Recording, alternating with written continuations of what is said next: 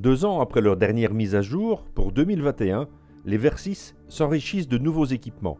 Le nouveau modèle S adopte les accessoires jusqu'alors réservés à la version SE. Quant à la version SE 2021, c'est du côté de ses suspensions à gestion électronique que l'on trouvera de l'innovation grâce à Showa et à son système Skyhook. Depuis 2012, la Versys est propulsée par un 4 cylindres en ligne pour un grand confort de roulage. Il dispose de beaucoup de puissance à haut régime et une souplesse assez extraordinaire. Loin des trails qui se veulent tout-terrain, c'est vraiment une routière efficace sur tout type de route. Un soin particulier a été apporté à la selle pour la rendre la plus confortable possible. La position de conduite ergonomique, alliée à la grande protection au vent, permet d'avaler de nombreux kilomètres dans la journée, ou même la nuit, car l'éclairage est intégralement à LED et dispose de l'éclairage en courbe. Selon le pack d'équipements choisi, il y a aussi des feux additionnels. L'équipement complet de la moto intègre l'écran TFT, déjà éprouvé et remarquable par sa lisibilité, les poignées chauffantes et le cruise control sont aussi au programme. Enfin, la connectivité Bluetooth permet de régler les suspensions de la moto, de connaître le remplissage du réservoir et en plus de tenir un journal de roulage. Le freinage est fait des composants Kawasaki KIBS avec notamment une centrale IMU pour un freinage sur l'angle en sécurité. La même centrale interagit aussi avec le contrôle de traction KTRC. La moto est recouverte de la peinture développée en interne, hautement durable et qui comble les rayures d'elle-même.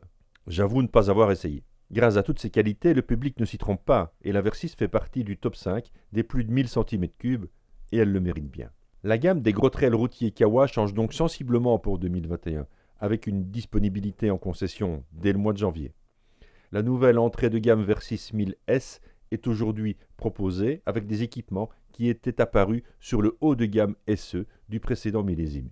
Il s'agit de la peinture auto-réparatrice, les modes de conduite Sport, Rain, Road et le mode Rider qui lui est personnalisable, la bulle haute réglable en hauteur, la selle confort, l'écran TFT, les feux de virage à LED, le Quick Shifter, une connexion à l'application Rideology.